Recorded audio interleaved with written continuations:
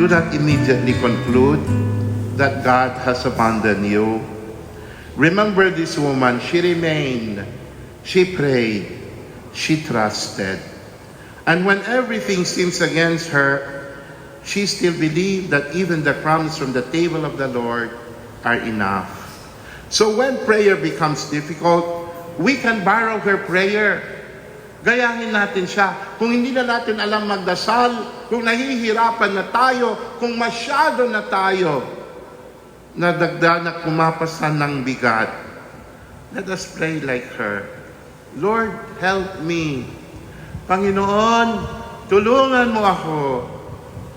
And when God seems silent, remain. And when the answer is delayed, trust. Because sometimes great faith is not having all the answers. Great faith is simply saying, Lord, I trust you. Lord, I trust you. And perhaps that is the faith Jesus wants to find in us. A faith that knocks again. A faith that prays again. A faith that hopes again.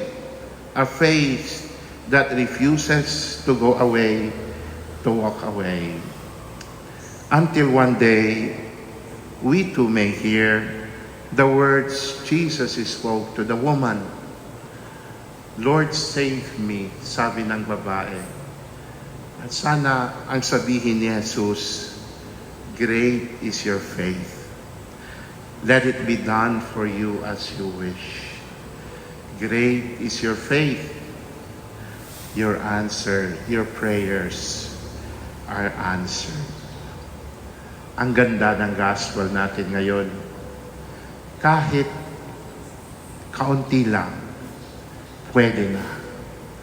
Dahil galing sa Diyos. Dahil mahal tayo ng Diyos.